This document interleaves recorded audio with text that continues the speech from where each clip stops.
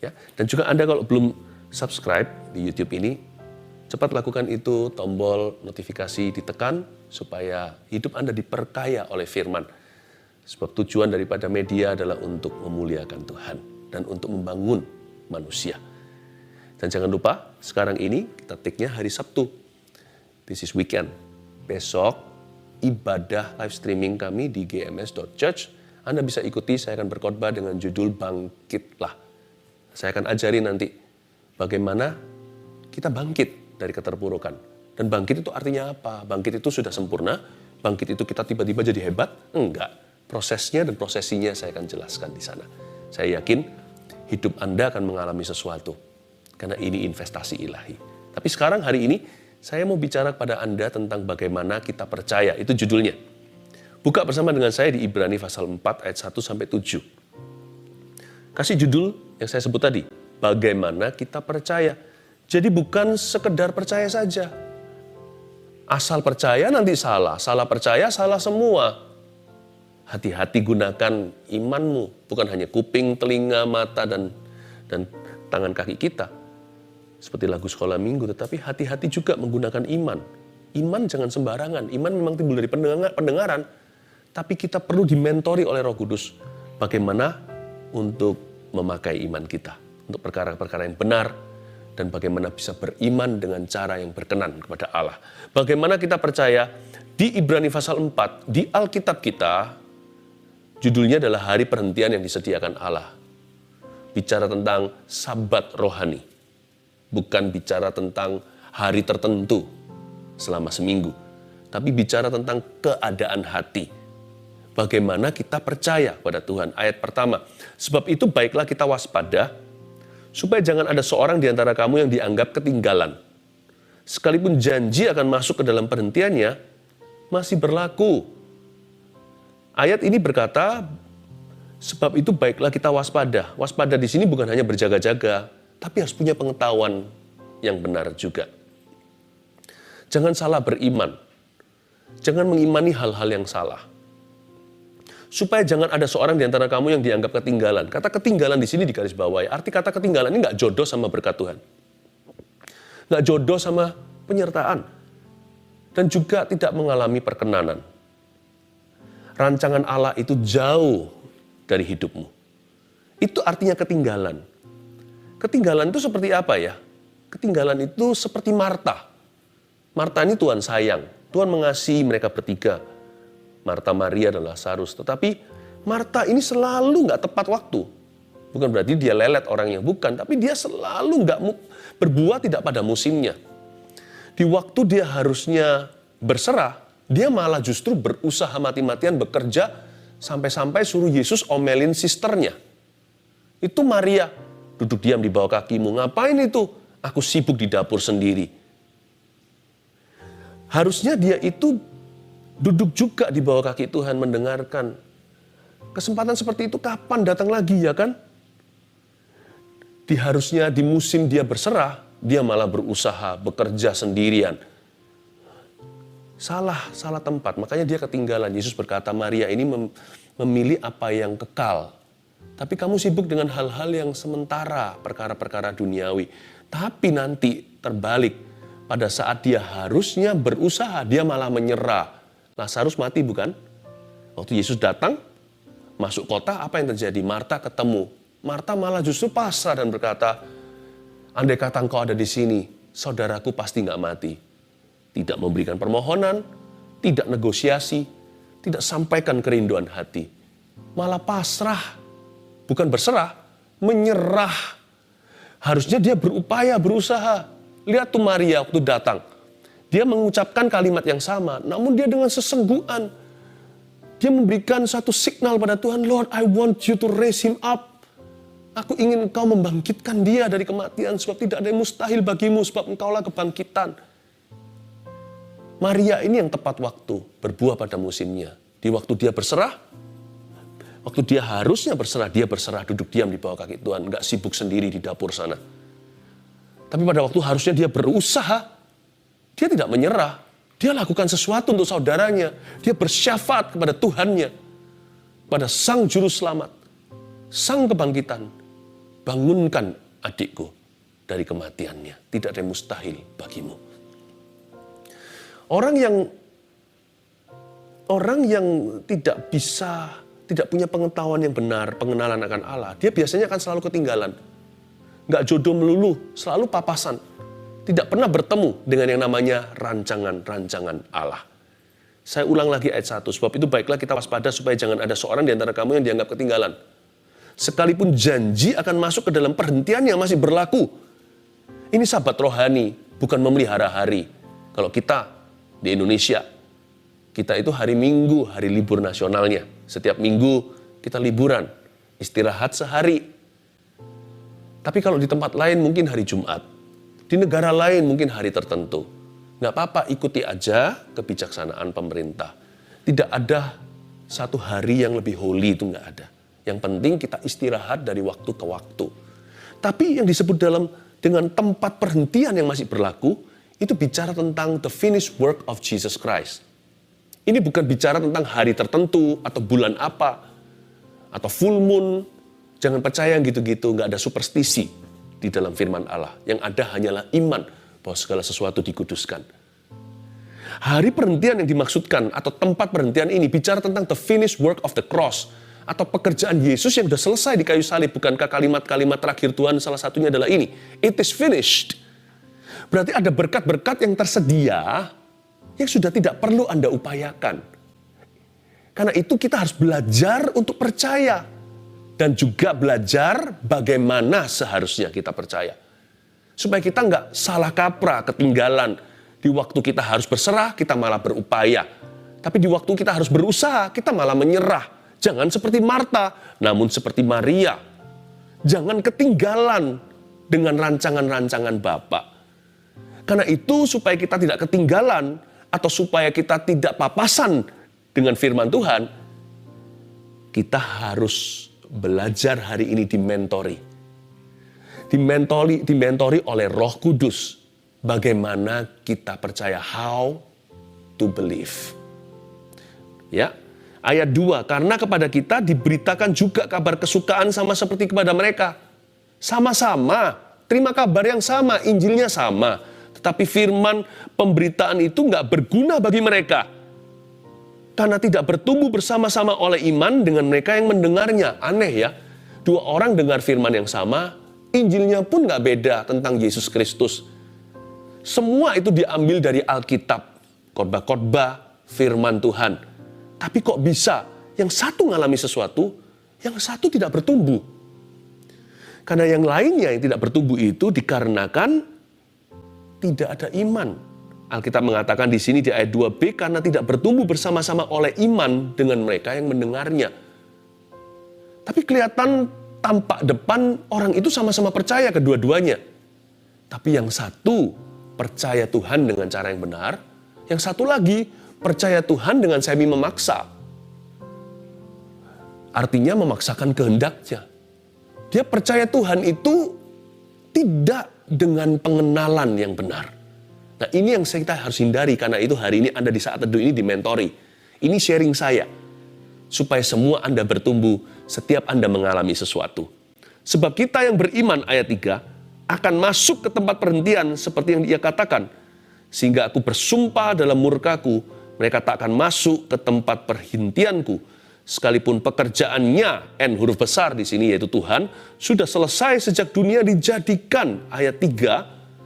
Sekali lagi saya ingatkan, ada berkat-berkat yang tidak perlu kita upayakan, yang sekarang sudah disediakan. Semua karena salibnya. Nah, Alkitab mengatakan bahwa Tuhan berhenti dari pekerjaannya. Tempat perhentian ini bukan berarti karena Tuhan lelah. Mengapa di zaman penciptaan, di kitab Kejadian, hari ke-6 Tuhan ciptakan manusia, ciptaan yang paling mulia, Tuhan hembusi dengan rohnya, sedangkan yang lain hanya punya insting, kita punya roh Allah. Karena itu manusia nggak bisa mati, hanya bisa masuk ke sorga atau neraka. Hewan, tanaman, tumbuhan semua mati jadi debu, jadi abu, kembali ke tanah. Manusia hanya tubuhnya yang kembali ke situ, rohnya kembali kepada penciptanya. Pada hari ke-7 Tuhan istirahat, bukan? Bukankah 6 hari dia ciptakan, hari ke-7 dia bersabat.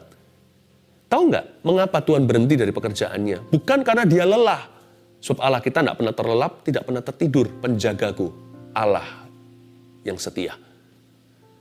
Tuhan kita itu berhenti dari pekerjaannya, di tempat perhentiannya bukan karena dia letih, tetapi karena pekerjaannya sudah finished, sudah selesai. Tuhan tuh nggak tele-tele kalau kerja.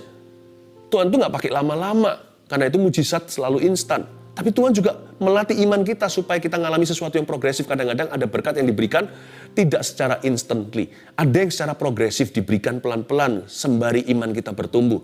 Pokoknya Tuhan itu selalu tepat waktu, semua indah pada waktunya. Nggak usah memaksa kehendak. Kita percaya aja hari ini adalah hari yang dijadikan Tuhan. Mari kita bersuka di dalamnya. Tapi kalau hari ini belum tiba apa yang kita nantikan, tunggu lagi. Esok hari adalah hari yang baru. Lusa adalah hari ini pada waktu itu. Tetap percaya, tetap teguh. Jangan lepaskan keyakinanmu, besar upah menantinya. Karena itu Tuhan kalau bekerja tidak pernah terlambat. Lazarus dibangkitkan setelah hari keempat. Udah mulai membusuk mungkin. Mungkin dirempah-rempah tidak sampai bau atau gimana. Tidak busuk gimana, tapi bau pasti. Dia berada di dalam sana, pengap di dalam kuburan batu. Tapi Tuhan tetap muncul tuh. Kelihatannya terlambat, Maria Marta sudah nangis-nangis terima Tuhan di Betania. Waktu Tuhan masuk kota, kedua sister ini, dua saudari ini, mereka berbincang dengan Tuhannya, sambut Tuhan dan berkata, Lazarus sudah mati, sudah tiada, dia sudah tidak ada, dia sudah meninggal dunia. Tuhan lambat-lambat di perjalanan dijamah dengan perempuan yang pendarahan, masih desak-desakan, orang ramai hendak menjamah jubahnya. Tuhan terlambat seolah-olah, tapi terlambatnya Tuhan itu persis tepat waktu. Jadi jangan pernah kita itu kecewa dengan Allah kita. Seumur hidup kita sampai mati, jangan kecewa. Allah kita itu kekal, waktunya terindah. Nah kalau Tuhan berkata dia masuk ke tempat perhentian, itu karena memang pekerjaannya sudah selesai. Dan juga hari ini saya mau deklarasikan ada berkat-berkat tertentu, janji-janji Allah yang akan digenapi, yang tidak perlu upaya dan hasil usahamu. Only believe, you will see my glory. Just believe, percaya saja kau akan melihat kemuliaanku. Jangan seperti Marta ya. Saya tidak berkata tanpa perbuatan loh ya. Iman tanpa perbuatan dalam hati. Harus ada follow up. Harus ada tindak lanjut. Harus ada komitmen. Saya mengerti. Ada kesetiaan, ada ketekunan. Tapi jangan seperti Marta. Kalau ada hal-hal tertentu yang memang hanya bisa diterima dengan berserah dan diam diri di hadapan Tuhan, di bawah kakinya. Jangan sibuk sendiri, jangan muter-muter keliling dapurmu. Istilahnya bukan dapur beneran. Nggak usah mencoba menjadikan sesuatu kalau Tuhan suruh kita hanya menanti dengan iman atau menunggu. Nanti ada tempatnya untuk kita itu berusaha atau berupaya. Ada bagiannya untuk bayar harga. Tapi sekarang ini, di saat teduh ini, saya mau bicara kepada Anda, berkat yang Anda bisa terima tanpa upaya, tanpa usaha Anda. Tanpa usaha manusia. Only believe. Itu yang disebut tempat perhentian. Mereka nggak bisa masuk ke situ. Mengapa mereka nggak bisa masuk ke sana? Nah sekarang kita lihat alasannya mengapa mereka tidak berhasil. Kenapa mereka tidak masuk di dalam rancangan Allah. Di ayat berikutnya, di ayat 4 dikatakan, sebab tentang hari ketujuh. Pernah dikatakan dalam suatu nas dan Allah berhenti pada hari ketujuh dari segala pekerjaannya. Sekali lagi bukan karena lelah. Allah kita tidak letih lesu. Dia tidak pernah tertidur terlelap. Tapi selesai sudah pekerjaannya. Your healing is already paid for. Kesembuhanmu sudah dibeli. Sudah dibayar dengan harga mahal. Apalagi keselamatanmu. Pengampunan dosa itu ada. Dan Tuhan sudah sediakan bagi Anda. Bahkan jawaban-jawaban doa yang Anda tidak bisa usahakan. Di luar kapasitas manusia. Tuhan sudah menyediakan sebuah mujizat bagi Anda. Percayalah. Sekalipun kalau itu progresif. Berjalanlah dengan Roh Kudus. Jangan berhenti di sini. Dan dalam nas itu kita baca ayat 5. Mereka tak akan masuk ke tempat perhentianku. Jadi sudah jelas ayat 6. Bahwa ada sejumlah orang yang akan masuk ke tempat perhentian itu. Sedangkan mereka yang kepadanya lebih dahulu diberitakan kabar kesukaan itu. Malah nggak masuk karena ketidaktaatan mereka. Jadi ayat 6 dibagi dua kemah. Ada perbedaan, ada orang yang masuk ke tempat perhentian, alias ada orang yang mengalami penggenapan janji, tapi ada orang yang tidak masuk karena ketidaktaatan mereka. penting ternyata ya. Yang namanya percaya atau beriman itu sangat-sangat menentukan. Sebab kalau kita salah beriman, biasanya juga salah taat. Salah percaya, itu bisa salah kaprah. Tangkap ini dengan segenap hati. Bahwa bagaimana kita percaya, akan menentukan ketaatan kita. Because we believe God is good. Karena kita percaya Allah itu baik. Kita jadi mudah mengampuni, bukan? Karena kita percaya Allah sudah mengampuni semua dosa kita. Orangnya jadi murah hati terhadap sesama. Dan berkata, ya sudahlah, dosamu terhadap aku nggak seberapa dibanding dosa saya terhadap dia. Biasanya orang yang susah mengampuni itu bukan karena dia susah mengampuni. Karena dia salah percaya. Karena dia sendiri nggak percaya bahwa dosanya sudah diampuni. Karena orang yang percaya dengan segenap hati, dosanya sudah diampuni, biasanya mudah mengampuni sesama. Karena dia tahu betapa besar dosanya, dia sadari. Karena kita percaya, Allah itu mulia, Allah itu kudus, selalu punya maksud yang terbaik untuk kita. Kita nggak pernah taruh rasa curiga. Orang begitu nggak bisa kecewa sama Tuhan sekalipun doanya belum dijawab. Karena dia tahu dia siapa. Dia tahu dia hamba, Tuhan itu Tuhan. Tuhan di atas segala Tuhan malahan. Tuhan itu layak, kita nggak layak. Karena orang percaya dia itu suci dan kudus. Makanya dia nggak bisa kecewa. Orang yang bisa kecewa sama Tuhan karena dia merasa dia itu somebody. Dia merasa Tuhan hutang sama dia. Dia lupa dosanya. Karena kita percaya Tuhan itu memberkati kita. Susah payah tidak menambah. Kita bisa prioritas waktu. Bukan berarti orang yang malas melembur boleh. Tapi kita tidak lagi hatinya melekat pada perkara duniawi seolah-olah kita harus kaya demi untuk tunjukkan pada orang lain supaya kita merasa gagah di hadapan mereka. Sumber rasa aman kita nggak ada di sana. Salah percaya biasanya akan jadi cukup parah ujungnya, yaitu salah hidup. Jangan hanya sekedar percaya. Kuncinya di bagaimana percaya. Kita lanjutkan dulu, nanti saya berikan 3 poin seperti biasa. Sederhana untuk Anda catat dan ingat. Ayat 7, ayat terakhir. Sebab itu ia menetapkan pula suatu hari, yaitu hari ini. Ketika ia setelah sekian lama berfirman dengan perantaraan Daud seperti dikatakan di atas. Pada hari ini, jika kamu mendengar suaranya, janganlah keraskan hatimu. Ayat 7 menunjuk ke satu hari sepanjang minggu, namanya today, hari ini. Pada hari ini jika kamu mendengar suaranya, jangan keraskan hatimu. Jadi ternyata bukan hari Sabtu seperti orang Yahudi atau hari Minggu seperti orang Indonesia, atau hari Jumat di Pakistan. Masyarakat di sana liburannya bukan hari Minggu malahan. Setahu saya dulu ya, nggak tahu kalau sekarang udah berubah. Ternyata Tuhan nunjuk, hari ke-7 itu selalu bisa terjadi. Hari ini harinya Tuhan. Lagu sekolah minggu ingat? Harinya Tuhan, mari kita bersukaria.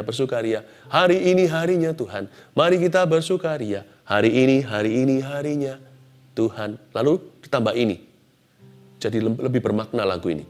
Hari Senin, hari Selasa harinya Tuhan. Hari Rabu, hari Kamis harinya Tuhan. Hari Jumat harinya Tuhan. Hari Sabtu harinya Tuhan. Hari Minggu, setiap hari harinya Tuhan.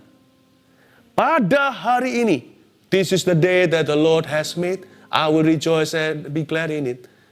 Hari ini harinya Tuhan, mari kita bersukaria. Bersuka di dalam Tuhan. Hari ini, ayat 7 bicara tentang ini. Bahwa orang-orang yang percaya kepada Tuhan, tiap hari istimewa. Betapa powerful ya. Kenapa kita mengeluh? Karena kita nggak percaya Tuhan itu nyata. Kalau kita percaya Tuhan itu pribadi, Tuhan itu kasih, Tuhan itu serba mampu, serba bisa, tiada yang sulit baginya. Tiap hari jadi istimewa. Saya doakan ya, mulai hari ini Anda mendengar firman ini, hari-hari Anda akan dibaptis oleh Tuhan. Tidak ada hari yang terbuang sia-sia, malah justru, kalau satu hari di sorga itu 1000 tahun di bumi, seperti lagu Musa, seperti dikatakan kitab Mazmur contohnya. Saya doakan, hari-hari yang terlewatkan dulu terbuang sia-sia dalam hidupmu atau yang dicuri oleh iblis, dimakan oleh belalang pelahap.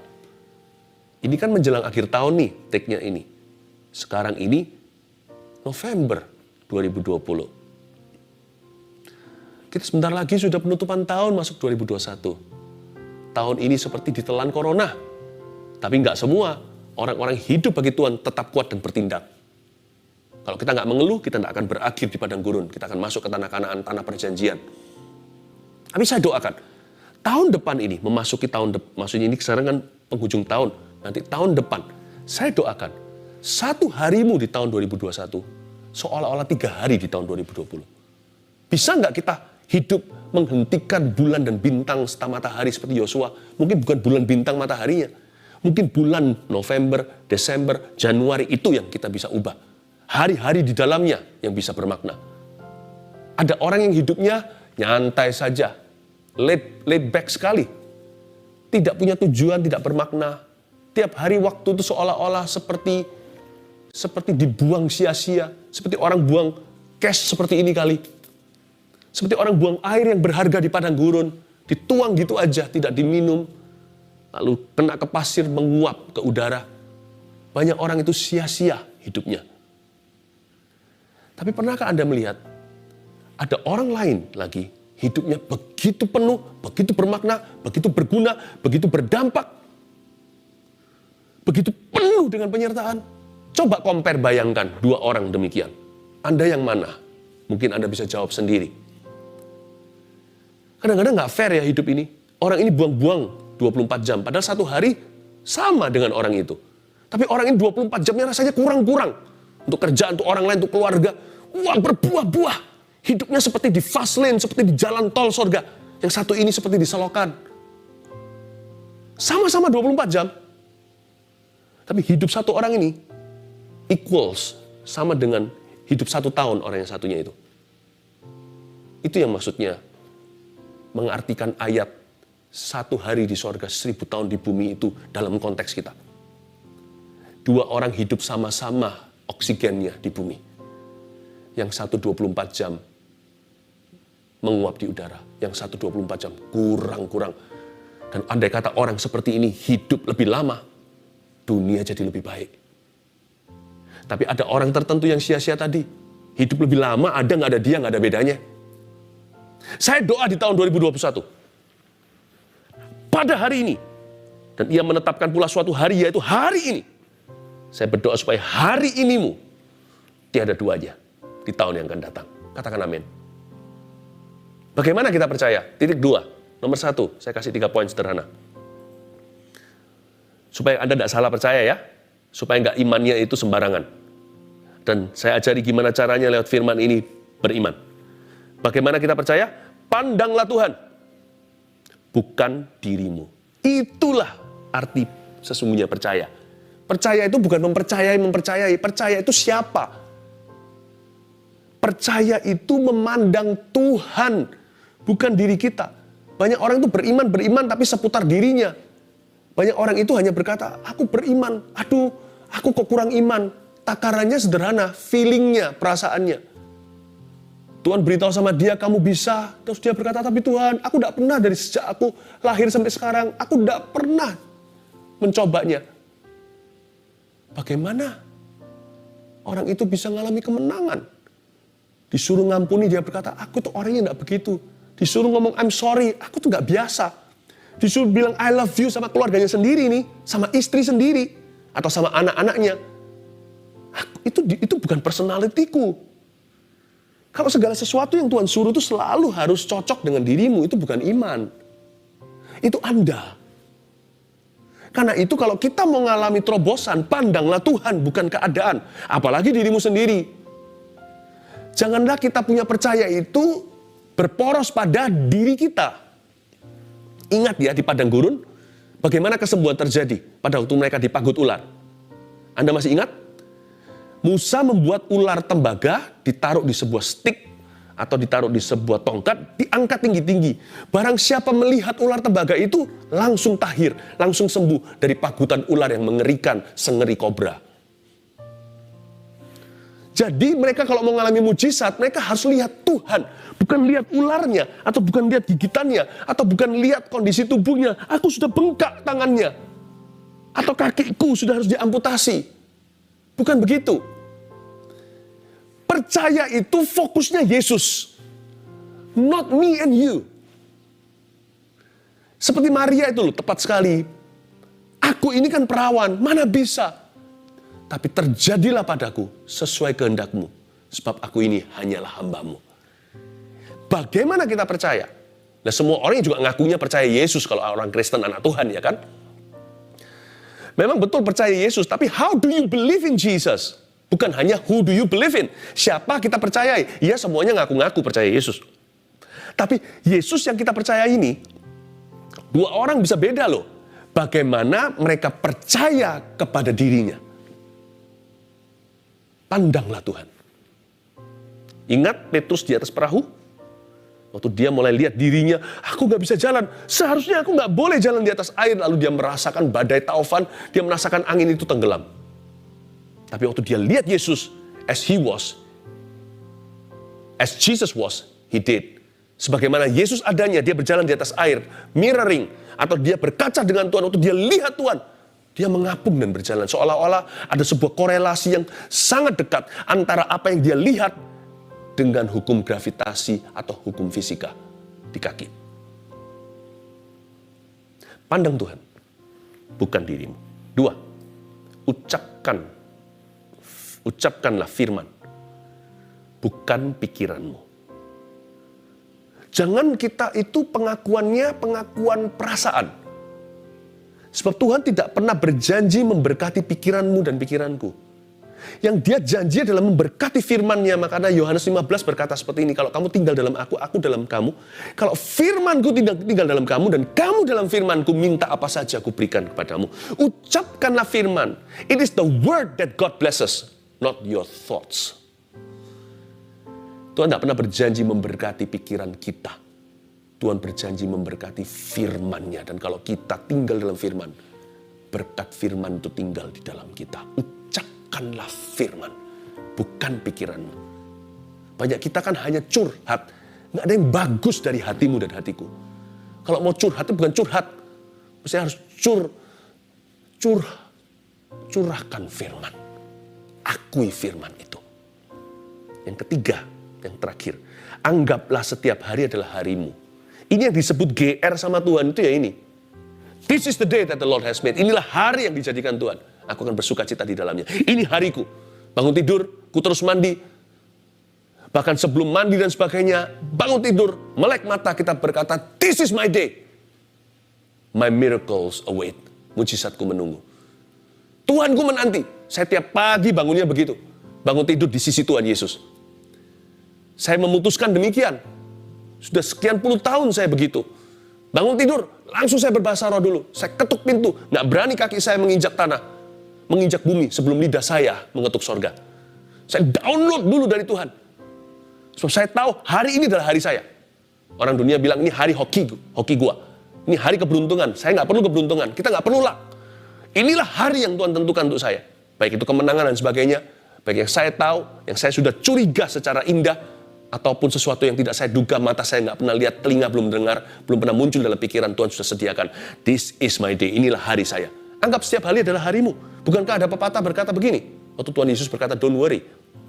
Biarlah kesusahan sehari hanya untuk sehari saja. Kenapa hanya susahnya? Kenapa nggak bisa kita berkata, pengharapan juga harus setiap hari baru? Why not sih? Kenapa pikiran kita hanya kepada susah? Tuhan ngomong gitu kan supaya kita jangan susah berlama-lama. Supaya kita jangan depresi. Biar kesusahan sehari hanya untuk sehari. Supaya cari Tuhan lagi. Harusnya kita juga bisa berkata pada diri sendiri. Demikian pula pengharapan harus baru setiap pagi. Tiap hari aku curiga secara indah. This is the day for my miracles. Inilah hari keberuntungan saya. Inilah hari kemenangan saya. Inilah hari Tuhan akan menilik saya. Inilah hari Tuhan akan menolong saya. Inilah hari Tuhan akan mengulurkan tangan dari surga. Inilah hari Tuhan mendengar saya, menjawab doa saya. Minimal inilah hari yang akan Tuhan sertai. Sekalipun tak ada satupun yang saya sebut tadi sudah terjadi atau akan terjadi hari ini. Amin. Bagaimana kita percaya? Jangan hanya percaya pada Yesus. Bagaimana percaya sama Yesus itu lebih penting. Atau sama penting minimal. Bagaimana kita percaya? 1, pandanglah Tuhan, bukan dirimu. 2, ucapkanlah firman, bukan pikiranmu. 3, anggaplah setiap hari adalah harimu. Dan hari ini adalah harinya Anda. Percayalah dengan segenap hati. Mari kita nyanyikan lagu ini. Kau yang lebih tahu Inilah harimu. cara untuk membuka jalanku. Tuhan, Engkau yang lebih mengerti. Kau yang lebih mengerti cara untuk menolong hidupku. Mari kita angkat tangan kita seperti ini, katakan ku percaya. Ku percaya Kau Tuhan yang tak pernah gagal, menjadikanku lebih dari pemenang. Ku percaya Kau Tuhan yang tak pernah lalai, menggenapi janji-janjimu. Ku percaya Kau Tuhan yang tak pernah gagal, menjadikanku lebih dari pemenang. Ku percaya Kau Tuhan yang tak pernah lalai, menggenapi janji-janjimu. Permohonan doa masukkan segera, cepat-cepat. Saya akan menumpangkan tangan tablet ini yang diisi dengan formulir atau permohonan doa Anda sekalian. Dan bagi Anda yang belum sungguh-sungguh percaya pada Tuhan Yesus dan tidak bisa berdoa, ikuti saya berdoa ya, sama-sama. Simple kok, letakkan tangan di dada seperti ini. Bilang sama saya, Tuhan Yesus, ajari saya berdoa. Ajari saya untuk percaya. Aku percaya kepadamu. Ku berikan hidupku kepadamu. Aku tidak mau mendua hati. Mulai hari ini, Kaulah satu-satunya juru selamatku dan Tuhanku. Masuklah dalam hatiku. Jadilah Tuhan dan Allahku selama-lamanya. Ku percaya Kau mati bagiku 2000 tahun lalu. Kau bangkit pada hari ketiga. Aku percaya dengan segenap hati. Kau lakukan itu untuk menebus dosaku. Kau adalah Allah yang hidup. Dalam nama Yesus. Haleluya. Amin. Ulurkan tangan ke depan. Saya tumpang tangan ya. Terima kasih Tuhan, terpujilah namamu. Setiap permohonan doa ini adalah kepadamu Tuhan Yesus. Dengar doa hamba-Mu ya Tuhan. Jamah setiap orang dalam pergumulan, setiap orang dalam permasalahannya, setiap orang yang menanti-nantikan mujizat. Hari ini adalah hari yang Tuhan janjikan dan jadikan dalam hidupnya. Tak ada satupun orang yang putus asa, tak ada satu orang yang kecewa. Kami buka hati kami sebesar-besarnya untuk menerima anugerah. Lord, I pray, tiliklah sengsara umat-Mu.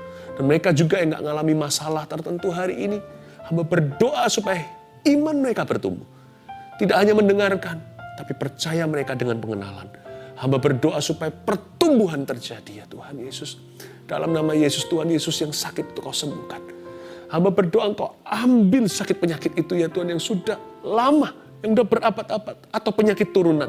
Aku kutuki semua penyakit keturunan dalam nama Yesus Kristus, dan semua orang yang sudah seolah-olah dikutuki dalam hidup ini, aku bebaskan tawanan di dalam nama Yesus Tuhan. Jadilah diberkati. Be blessed. Sekali lagi kukatakan, jadilah diberkati. Yesus mengasihimu.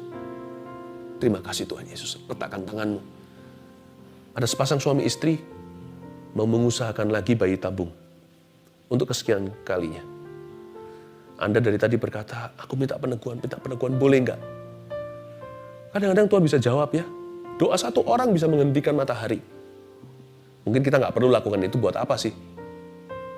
Tapi hari ini Tuhan menggerakkan hati saya untuk berkata ini khusus untuk Anda.